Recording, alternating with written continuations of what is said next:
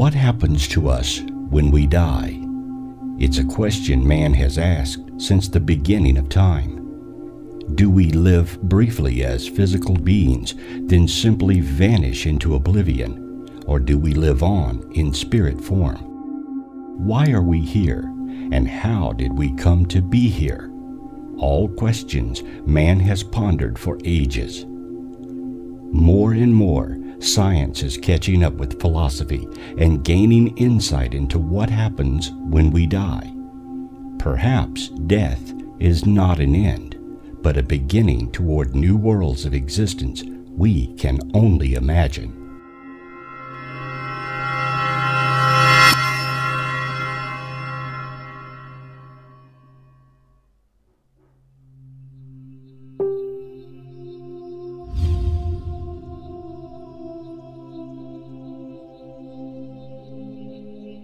What happens to our minds when we die? Scientists may be closer to answering this question than ever. Researchers at the University of Southampton have completed the largest study ever on near-death and out-of-body experiences, and the results may have big implications on how we view death. A team of scientists led by Sam Perina of the State University of New York at Stony Brook examined the cognitive processes of survivors from a pool of 2,060 cardiac arrest patients during a 4-year observational study. Nearly 40% of the more than 330 survivors surveyed reported some form of awareness during the time that they were considered clinically dead by responding medical staff, all while their hearts were not beating. 1 in 5 claimed a state of prosaic contentment or peace had fallen upon them, while 1/3 reported some form of subjective time dilation. Some 13% felt as though they had physically left their bodies. Nearly 46% of the cardiac arrest patients reported various flashes of memory. 46% had memories with 7 major cognitive themes: fear, animals and plants, bright light, violence and persecution, déjà vu, family. A full 2% described seeing and hearing actual events related to their resuscitation. If memories weren't blurred by sedation and/or brain injury, the team expects that even more of the patients would have reported such experiences. Near-death experiences occur everywhere, in all cultures, in every country, in religious people and atheists, even in children younger than 3 years old. It would be wrong to see them as mere fabrications. It looks like people's consciousness does not annihilate just because they are in the early stages of death. It's a medical paradox.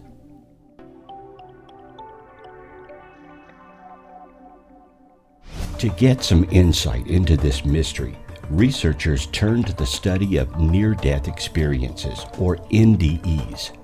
According to the Out-of-Body Experience Research Center in Los Angeles, more than 8 million Americans have reported near-death experiences, which occur when a person is either clinically dead, near dead, or in a situation where death is likely or expected. Many people who have had near-death experiences report similar sensations, feeling as though they were floating outside of their bodies, moving rapidly through a tunnel towards light, or seeing deceased loved ones. Researchers continually study NDEs in an effort to make sense of the biological and neurological processes that may be behind such events.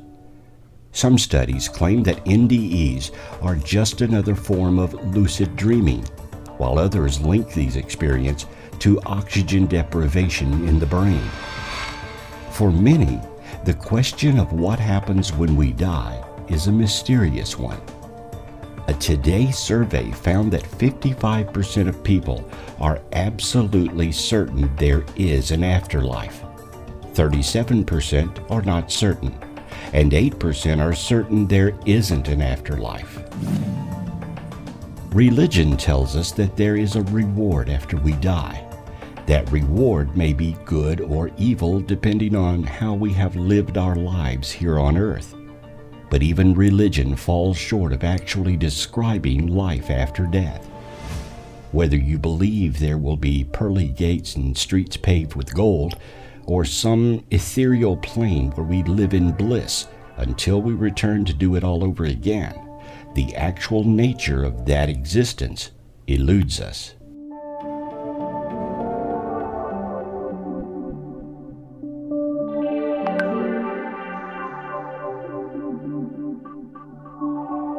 The question is, what is soul? The definition of soul is the spiritual or immaterial part of a human being or animal regarded as immortal, or the essence or embodiment of a specified quantity. Even the definition falls short of telling us just what soul is. We know that if soul exists, it's another part of ourselves. It has no physical form other than the bodies we inhabit. The soul is the self, the I, that inhabits the body and acts through it. Without the soul, the body is like a light bulb without electricity, a computer without software, a spacesuit with no astronaut inside. With the introduction of the soul, the body acquires life, sight and hearing, thought and speech, intelligence and emotions, will and desire, personality and identity. From this, we can determine that, in truth, not just the human being, but also every created entity possesses a soul. Animals have souls, as do plants and even inanimate objects. Every blade of grass has a soul, and every grain of sand. Not only life, but also existence requires a soul to sustain it, a spark of godliness that perpetually imbues its object with being and significance. A soul is not just the engine of life, it also embodies the why of a thing's existence, its meaning and purpose. It's a thing's inner identity. Just like the soul of a musical composition is the composer's vision that energizes and gives life to the notes played in a musical composition, the actual notes are like the body expressing the vision and feeling of the soul within them. Each soul is the expression of God's intent, and vision is creating that particular being. Therefore, if we have soul, or our soul, then we are the expression of some godly force that produced us. If soul is real, then can it separate from the body? Can it move beyond the physical plane into heavenly planes of existence? Can it return to God? To answer these questions, we have one phenomenon that occurs to humans and animals that may reveal this ability. The secret lies in our dreams.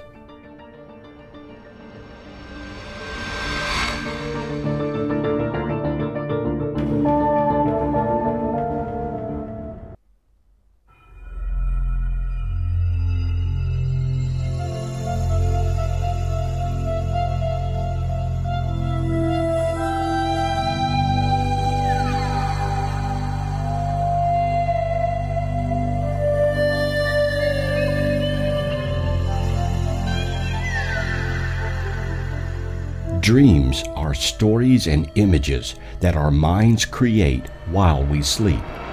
They can be entertaining, fun, romantic, disturbing, frightening, and sometimes bizarre. The content and purpose of dreams are not fully understood, though they have been a topic of scientific speculation, as well as a subject of philosophical and religious interest throughout recorded history. The scientific study of dreams is called ornithology. Dreams mainly occur in the rapid eye movement stage of sleep. when brain activity is high and resembles that of being awake. REM sleep is revealed by continuous movement of the eyes during sleep. At times, dreams may occur during other stages of sleep. However, these dreams tend to be much less vivid or memorable. The length of a dream can vary. They may last for a few seconds or approximately 20 to 30 minutes. People are more likely to remember the dream if they are awakened during the REM phase. The average person has 3 to 5 dreams per night, and some may have up to 7. However, most dreams are immediately or quickly forgotten. Dreams tend to last longer as the night progresses. During a full 8-hour night's sleep, most dreams occur in the typical 2 hours of REM sleep.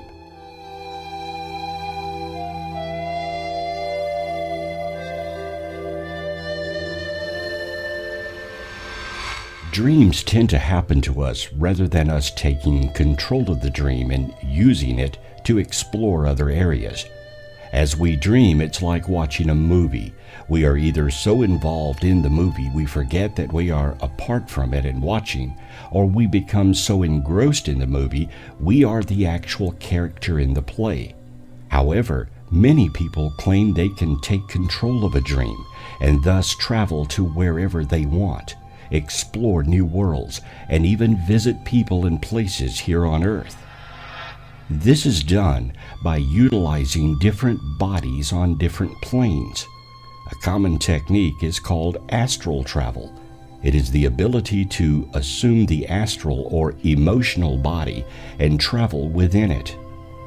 Astral travel is said to be limited to the astral plane or emotional plane and does not involve the soul. Many who astral travel also say there is a cord or tether that keeps you connected or bound to the physical in the event you get lost. It would be the equivalent of someone deep-sea diving with a hose to the surface for air. You are limited to how far and how deep you can go, but would have plenty to explore in your immediate surroundings.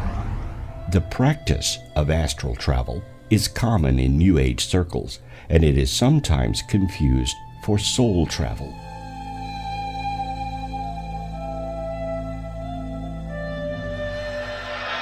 Soul travel is quite different from astral travel. Since your soul exists on all planes, even those above the mind, you are already there. Soul travel is less travel and more coming into awareness with your existence as soul in another plane, and then exploring that plane with the freedom to move to different planes of existence. You are not tethered or bound. As your consciousness expands, you become aware of more and thus take on the body of that plane of which your awareness has fixed upon. It is said there are many places or dimensions of existence. For example, there is the physical plane where you are now. It is a solid environment and a place for soul to learn and burn off karma. Above the physical is the astral, where your emotions and feelings exist. Above the astral is the causal, where your memories are stored. And above the causal is the mental plane, where your mind exists. Beyond the mind is the first of several ethereal planes, or planes that only soul can enter. The mind, emotions, and physical body are left behind, and you are now moving much closer towards God.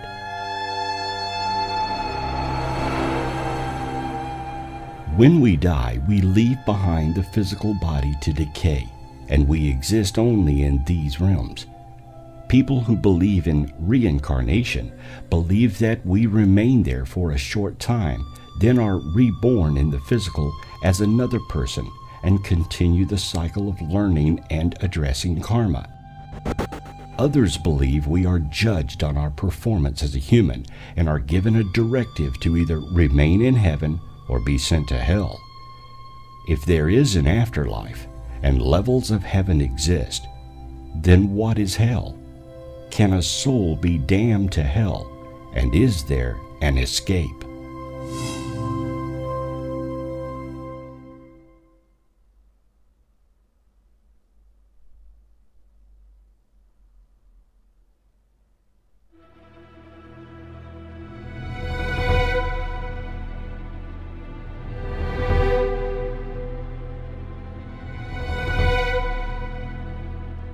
In many mythological, folklore, and religious traditions, hell is a place of torment and punishment in an afterlife.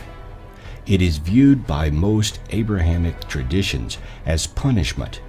Many are ruled by a death god such as Nergal, Hades, Hel, Enma, or the devil. Religions with a cyclic history often depict a hell as an intermediary period between incarnations. Typically, these traditions locate hell in another dimension or under the earth's surface, and often include entrances to hell from the land of the living. Punishment in hell typically corresponds to sins committed during life. Sometimes these distinctions are specific, with damned souls suffering for each sin, but sometimes they are general, with condemned sinners regulated to one or more chamber of hell or to a level of suffering. In many religious cultures, including Christianity and Islam, hell is often depicted as fiery and painful, inflicting suffering on the guilty.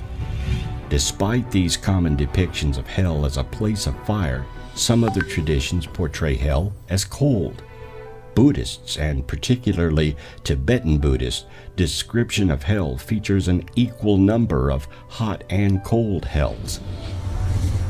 The Aztecs believed that the dead traveled to Mictlan, a neutral place found far in the north. There was also a legend of a place of white flowers, which was always dark and was home to the gods of death. In Wicca, there is no such thing as hell, because Wiccans largely do not believe in the concept of punishment or reward. Although Wiccan views differ among different denominations, Wiccans tend to prefer viewing the horned god and the goddess as gentle deities.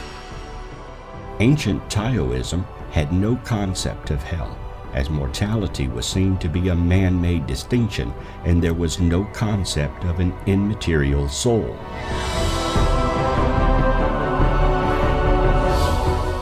People who have near-death experiences sometimes describe hell when they return, and it's not a pretty sight. In March of 1992, Matthew Botsford walked out of a restaurant in Atlanta and found himself in the middle of a gun battle. He was struck in the back of the head with a 9mm bullet. Before he knew it, he had died and gone to hell. Matthew said he felt a hot needle-like pierce, excruciating painful for a brief moment on the top of his head. Botsford wrote in A Day in Hell an account of what he experienced in the underworld during the 27-day coma that followed the shooting. He said, "Utter darkness enveloped me, as if thick black ink had been poured over my eyes." He later described being hung over an abyss, as heat blasted up from below. Pairs of demonic eyes crept toward him before a divine entity grabbed him by the wrist and said, "It's not your time." In 2005, art professor Howard Storm rose to fame after claiming he had been viciously attacked by evil creatures in hell while unconscious before emergency surgery, an experience he described in his book, My Descent into Death. He tried to pray, which only provoked the angry creatures. They screamed at me, "There is no God." They spoke in the most obscene language, worse than any blasphemy said on earth. Though some near-death experiences involve a trip to hell, only 1 out of 5 was frightening, traumatic, or otherwise hellish. The vast majority of descriptions of an afterlife, even from atheists, are of a nice or heavenly place.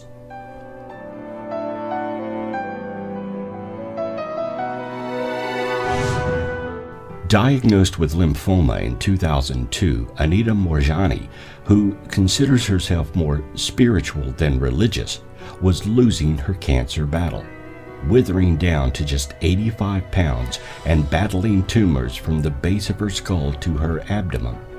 She slipped into a coma in February of 2006. She said that's when she died and crossed over to an afterlife. Anita said, "I felt as though I was above my body. It was like I had 360-degree peripheral vision of the whole area around, but not just in the room where my body was, but beyond the room." According to Moorjani, the author of the new book, Dying to Be Me, she was reunited in that state with her late father, who told her to turn back. He said that I've gone as far as I can, and if I go any further, I won't be able to turn back. But I felt I didn't want to turn back because it was so beautiful. It was just incredible because for the first time, all the pain had gone. All the discomfort had gone. All the fear was gone. I just felt so incredible, and I felt as though I was enveloped in this feeling of just love, unconditional love. Citing an incredible clarity where everything started to make sense, she said she decided to return to her body because she believed it would heal very, very quickly, and it did. Within 4 days, my tumors shrunk by 70%, and the doctors were shocked. She said, and I kept telling everyone that I know I'm going to be okay. I know it's not my time to die. Moorjani isn't alone in connecting a crossing over experience to healing.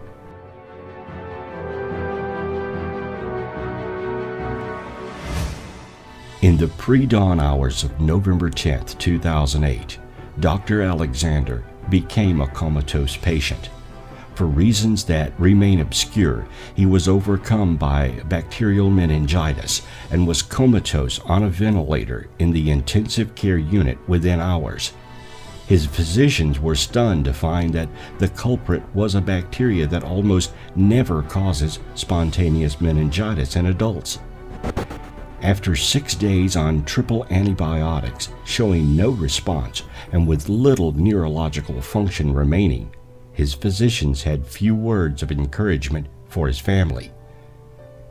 For 7 days, Alexander lay in a hospital bed in a deep coma.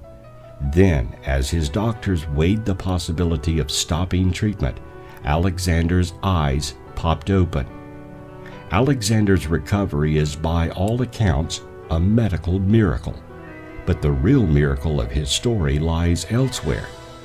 While his body lay in coma, Alexander journeyed beyond this world and encountered an angelic being who guided him into the deepest realms of superphysical existence. There he met and spoke with the divine source of the universe itself. Before Alexander underwent this journey, he could not reconcile his knowledge of neuroscience with any belief in heaven, God, or the soul. That difficulty with belief created an empty space that no professional triumph would erase. Today, he is a doctor who believes that true health can be achieved only when we realize that God and the soul are real, and that death is not the end of personal experience, but only a transition. In 1997, Jeff experienced a horrific automobile accident which inflicted multiple life-threatening injuries, including crushing both his legs. He had 18 surgeries and spent 6 months in the hospital. His left leg was amputated above the knee. The most devastating outcome of the accident was the loss of his wife and youngest son, both killed instantly. Overwhelmed by his own life-threatening injuries, Jeff had a profound near-death experience in which he met his wife on the other side, who told him he couldn't stay and had to return. Having that glimpse into heaven gave him the courage he needed to carry on and care for his living son. He has since remarried and adopted 2 more sons. According to Jeff's website, his greatest joy comes from being a husband and father.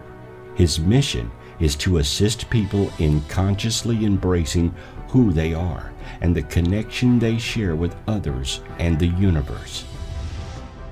The common perception is that if there's life after death, then there must be specific locations for spirit beings to reside in once they leave this earth. In many traditions, these locations are labeled heaven and hell, with the former housing good individuals and the latter hosting those who would be deemed bad. This is, of course, an oversimplification, as various traditions hold certain standards and beliefs that must be met to reach either locality. For example, evangelicals believe that faith in Jesus Christ is essential to gain admittance to heaven. Many believe that ghosts were once physical people, but have remained on earth in spirit form. They either are lost souls trying to find their way to a spiritual plane, or are stuck here because of some closeness to a place or person. You would be hard-pressed to find anyone who has never had some kind of ghostly encounter. From unexplained bumps in the night to full visual apparitions, most of the population will say that ghosts do exist. If ghosts are real, what are they? How do they fit into the afterlife scenario? And can we communicate with the dead?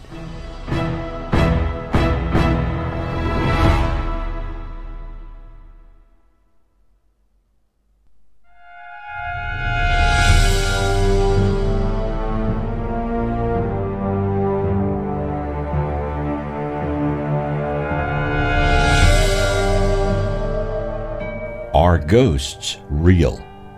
People have been asking themselves this question for thousands of years. But despite widespread sightings and stories dating back over millennia, we still have no definitive proof that spirits actually exist. Believers say the skeptics are blind to the evidence that's right in front of them.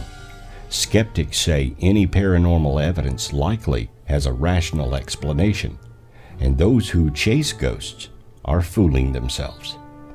Who is right? Who is wrong? And where is the proof? There has been a great deal of evidence collected over the past decade or so, and the majority of it comes from paranormal investigators. These are people who spend time at an allegedly haunted site with an array of equipment they're hoping will help them acknowledge or even communicate with spirits. Many are available by appointment and are happy to come out and help if you believe your house is haunted. When paranormal investigators come to mind, you may think of the movie Ghostbusters. A better example would be the team of parapsychologists from the movie Poltergeist. But unless you've been living under a rock for the past 10 years, you can probably think of even better examples.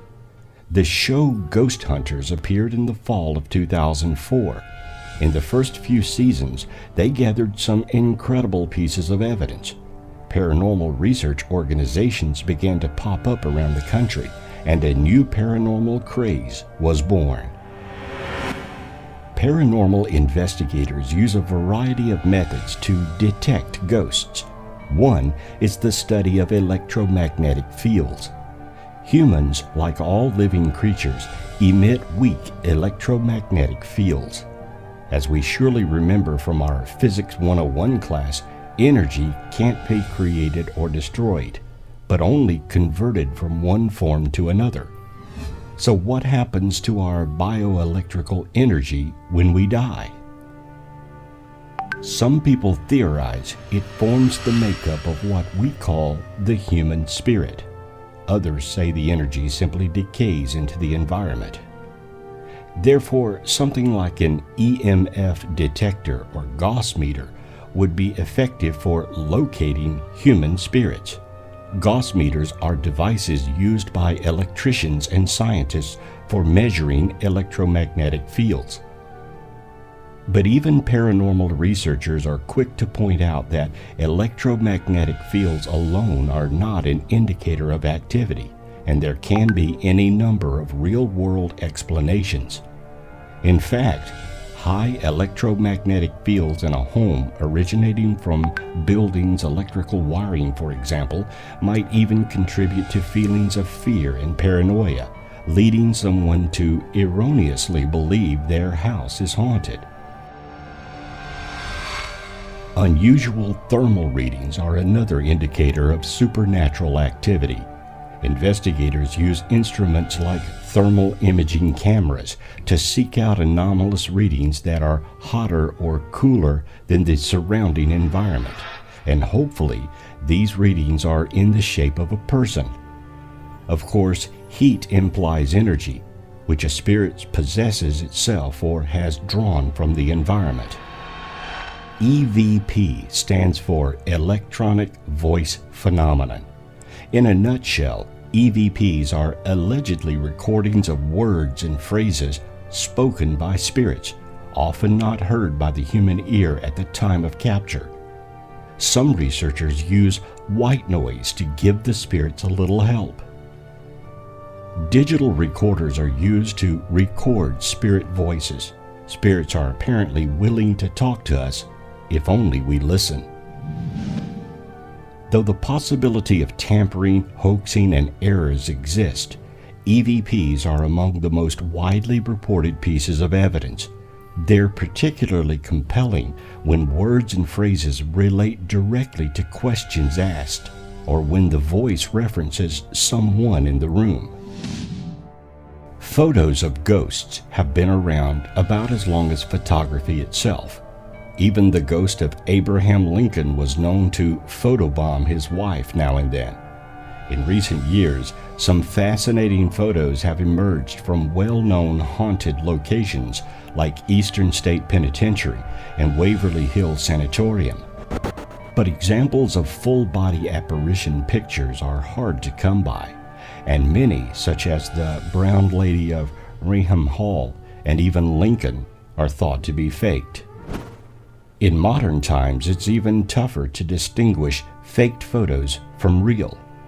The problem is, pretty much anyone with a computer can edit an image, and some people are so good at it that no one but an expert would know the difference. So does this mean we totally discount photographic proof of the paranormal? Not necessarily, but it does mean we need to strictly consider the source and the motivation behind each picture. Far more abundant than pictures of full body or partial apparitions are photos of mists, fogs, dark shapes, and orbs of light. Lighting conditions, atmospheric anomalies, dust, insects, and even the condition of the camera itself can and does influence photos.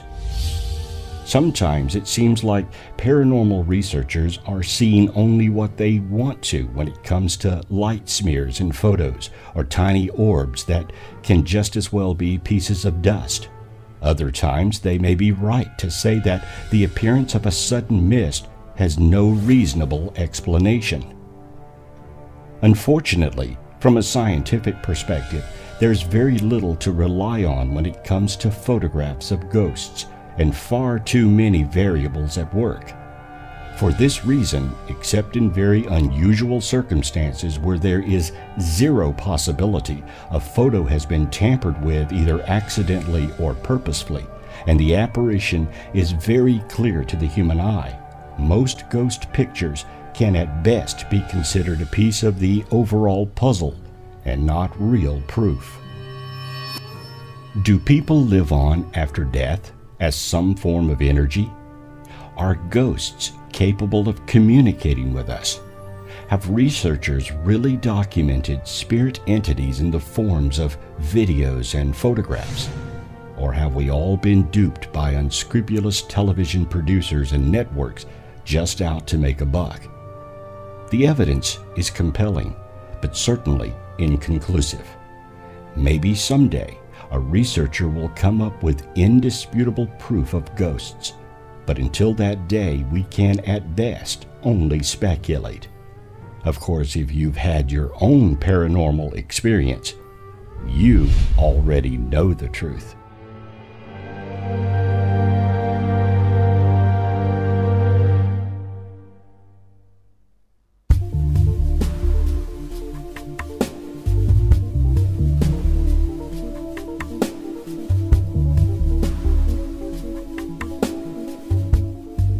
Whether real or fictional, angels have been with humans for millennia. Their mythology will evolve and their presence will continue to comfort. In Christianity and Islam, angels function mainly as God's messengers, mostly announcing births and deaths. But in modern times, they function more as guardians. Indeed, the word angel has come to describe any hero or benefactor. Angels are said to appear to people in times of need. Other times they are sensed as comforting but unseen presences. Despite centuries of theological speculation about angels, from their number to their duties to how many can dance on the head of a pin, no one knows if they exist outside of stories and legends. Many people believe they do. Polls suggest that nearly 70% of Americans think angels do exist. In their book Paranormal America, sociologist Christopher Bader, F. Carson Minskin, and Joseph Baker note that angels pervade popular culture in books, television shows, and movies. Believers exchange in informal testimonials in newsletters and interpersonal communications about the potential power of angels to influence the world, and more than half of Americans, 53%, believe that they have personally been saved from harm by a guardian angel. In 2007, Baylor Religion Survey found that 57% of Catholics, 81% of Black Protestants, 66% of evangelical Protestants, and 10% of Jews reported having a personal experience with a guardian angel. Curiously, 20% of those who identified themselves as having no religion also claimed having encountered an angel. In one famous 2008 angel encounter, a North Carolina woman named Colleen Banton claimed that an angel miraculously healed her daughter. While in a hospital's waiting area, Banton noticed that a patch of sunlight appeared through a nearby window and shone in the hallway outside her daughter's room. Her daughter soon got better, and Banton attributed the recovery to the angelic visit. Though angels are said to dwell in heaven, their visits to the earthly realm are not always benevolent. The most famous angel is Satan, who rebelled against God and was cast out of heaven. Biblical angels wage warfare, lay siege to cities, and kill people. The archangel Michael, for example, is often depicted as the leader of God's army, destroying armies with his terrible powers and flaming sword. These avenging angels seem to have disappeared in modern times. It would be strange indeed to hear the victim of an accident or disaster blame an angel for their misfortune. Angels are the messengers of the afterlife. They often save individuals here in the present and may even appear to us as living people ready to help when needed. If angels do exist, then the realm in which they come from may be the same realm where we go when we die. In fact, we may become angels when we die, and are then sent back to earth to watch over as guardians of mankind. The idea that man returns to earth after life is not new. Reincarnation is a belief held by many people, even non-religious people. The concept that we live only once and must get everything right or accept a Savior to enter heaven is only a small percentage of religious dogma held by the people of Earth. In total, more people believe in some form of reincarnation than do not. Reincarnation is the philosophical or religious concept that an aspect of a living being starts a new life in a different physical body or form after each biological death. It is also called rebirth or transmigration and is a part of the samsara doctrine of cyclic existence. It is a central tenet of all major Indian religions, namely Buddhism, Hinduism, Jainism, and Sikhism. The idea of reincarnation is found in many ancient cultures, and a belief in rebirth was held by such historic figures as Plato and Socrates. It is also a common belief of various ancient and modern religions, such as Spiritism, Theosophy, and Ekankar is found as well in many tribal societies around the world. In places such as Australia, East Asia, Siberia, and South America. Celtic Druids are also reported to have taught a doctrine of reincarnation. In Judaism, the Zohar, first published in the 13th century, discusses reincarnation at length. According to various Buddhist scriptures, Buddha believed in reincarnation and in the existence of other worlds of afterlife. Buddha also asserted that there is karma, which influences the rebirth, and that the cycles of repeated births and deaths are endless. The body dies, assert the Hindu traditions, but not the soul, which they assume to be the eternal reality, indestructible and bliss. Everything and all existence is believed to be connected and cyclical in Hinduism. All living beings composed of two things, the soul and the body or matter. Atman does not change and cannot change by its innate nature in the Hindu belief. In contrast, the body and personality can change, constantly changes, is born and dies.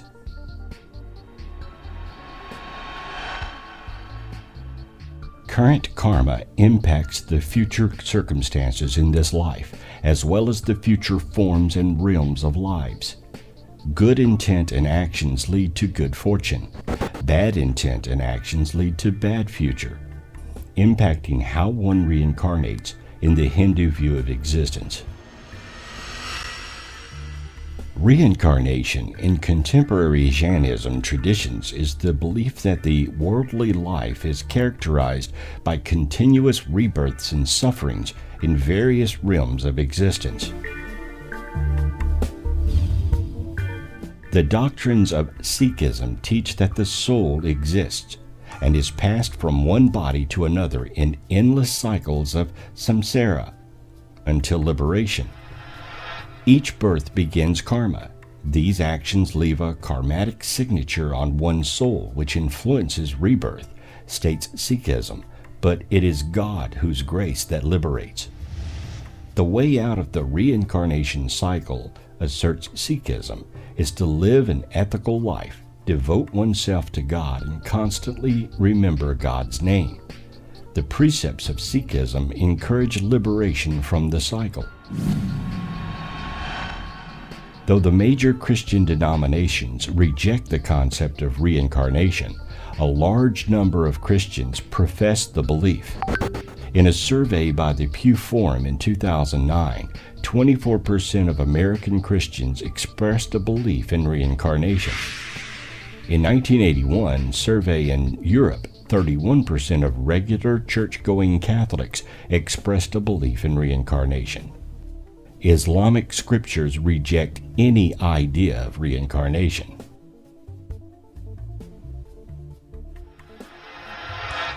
Wicca is a neo-pagan religion focused on nature, guided by the philosophy of Wiccan Rede that advocates harm none, do as ye will. The concept of karmatic return in Wiccan states that our deeds return to us threefold, or multiple times to teach us lessons. The threefold law. whether it is this lifetime or the next. Reincarnation, therefore, is an accepted part of the Wiccan faith. Wiccans also believe in death and an afterlife as imported experiences for the soul to transform and prepare for future lifetimes. Some of the key beliefs taught by Eckankar include soul travel, karma, reincarnation, love, light and sound, and many other spiritual topics. Eckists believe God is the endless source from which all forms are created, and that the Ek, the sound current, flows out of God and into the lower dimensions down to the physical plane. Primary to the teaching is the belief that one may experience the perspective of soul beyond the limits of the body.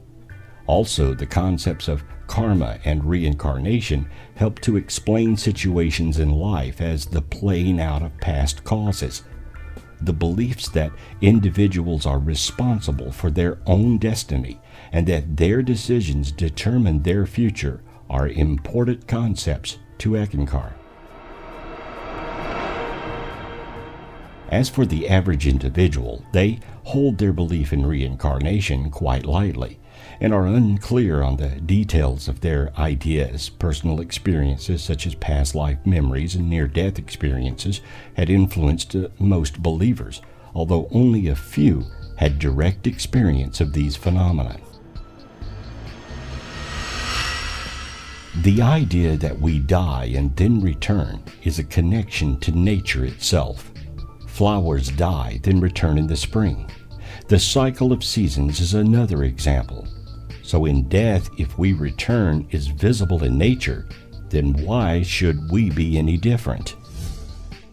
Perhaps the afterlife is a place we go to wait for a chance to return and learn more by being physical.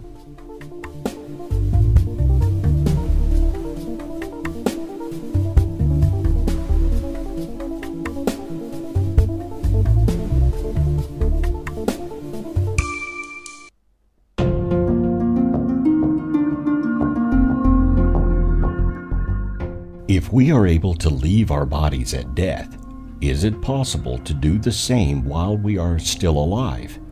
Many say, yes, we can. The study of out-of-body experiences suggests that people can indeed leave their bodies at will. The out-of-body experience, or OBE, is the experience of moving away from the body, so it is difficult for scientists to record these experiences easily and measure their results because they are subjective. As a result, scientists can study these cases indirectly by examining records of people who have had an OBE. Out-of-body experiences were also recognized in Hindu philosophy. The subtle body is able to separate from the physical body under certain conditions. The main characteristic of an OBE is the sensation of floating away from the body or becoming aware that the individual is at a distance from the body. Also, the experiencer might feel another subtle body and gradual or immediate separation from the physical body. Observe it from a distance and see a connection between the astral body and the physical body while being in sleep paralysis state, which makes you unable to move. A number of sensations are followed by OBEs sometimes, which vary from experience to experience. These sensations can occur while being on various altered states, such as meditation, yoga, waking up or falling asleep, and during hypnotic states. Other situations in which OBEs might occur are while undergoing a surgery, during intense physical pain, during near-death experiences, and illness. Some OBEs are stimulated by vivid dreams, specifically when waking consciousness is aroused by some irregularity in the logic of a dream. When one has an OBE while being awake, they experience body vibrations and hear strange sounds and also sometimes a body paralysis. These characteristics while one is asleep are similar to sleep paralysis, which occurs when one is falling into REM sleep or waking up from it. During REM sleep, the muscles of the body are immobilized except the muscles of the eyes. In a study of 107 lucid dreams, it was reported that 9% of them included an out-of-body experience, and also that OBEs during lucid dreams occur often when the individual entered again the REM sleep. Dr. Hornell Hart, who investigated out-of-body experiences and psi phenomena, claimed that the brain is an instrument by which consciousness expressed itself and not a generator that produced consciousness. Also, Hart claimed that there is strong evidence these individuals whose consciousness left had seen scenes and acted at distances far away from their physical bodies. Carlos Bernal, neuroscientist and surgeon, created a methodology for the induction of OBEs by using sensory stimulus along with the training of brain waves through neurofeedback. This technique consists of training the subject to generate gamma waves in the cortex area of the brain, also a mindfulness state, and connect it with unconscious sensory stimulus. When the subject is exposed to the stimuli while being in REM sleep, a lucidity of consciousness is induced. People argue whether the out-of-body experiences take place in the body or out of it. An answer to this matter can be found based on Buddhism. Buddha considered the ego to be an illusion. This reality is only a construction of our information processing system, modulated by our social condition. The sense of our identity is a social construction as well. Out-of-body experiences and near-death experiences can make us wake up from the illusion that we are only this body.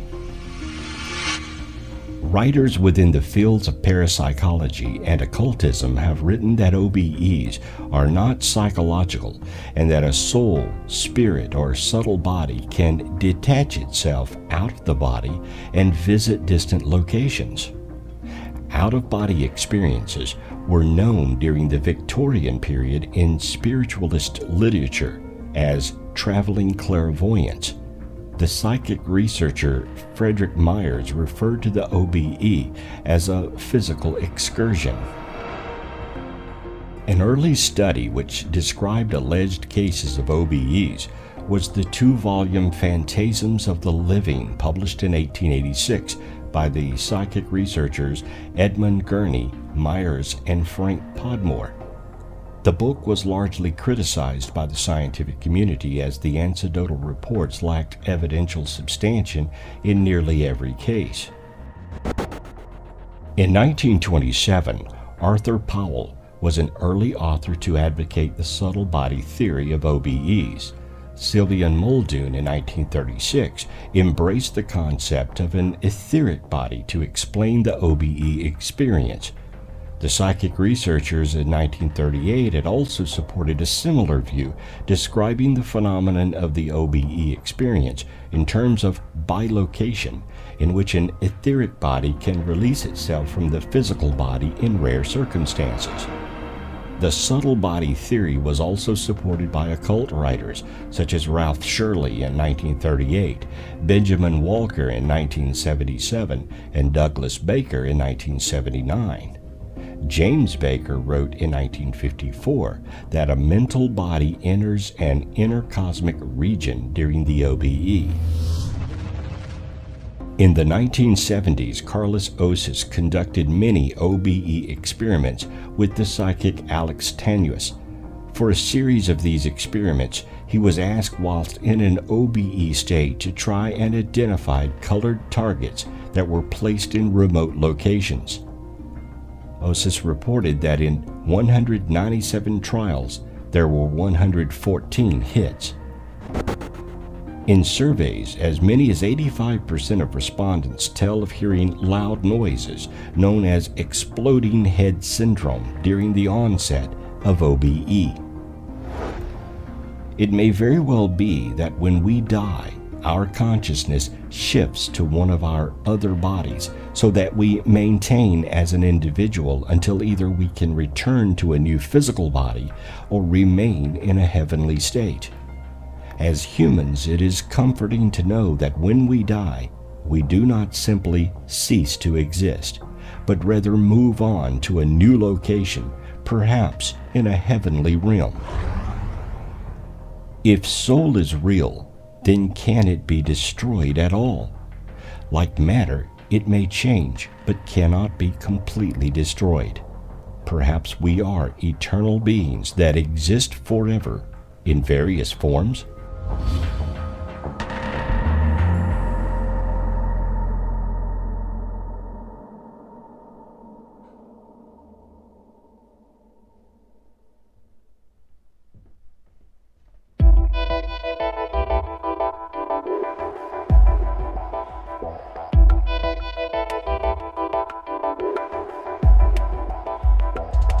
Do we survive bodily death? Can our personal awareness transcend physical decay and dissolution?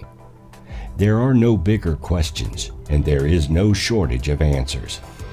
Religions offer hope with extravagant promises that are founded on the existence of God. But for life after death, would God be required? If so, where does God fit in?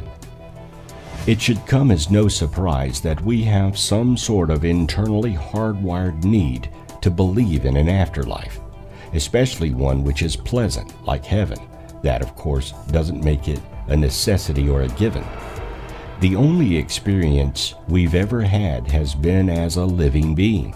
Since we haven't yet experienced death, it is in the realm of the totally unknown and unknowable unless we cross that boundary. At best, we are nervous about the unknown, even scared, perhaps terrified. Even more so when the unknown is also unknowable. No one has yet to prove beyond reasonable doubt to have come back from the grave and tell us about death, which is the biggest, most important unknowable of the lot.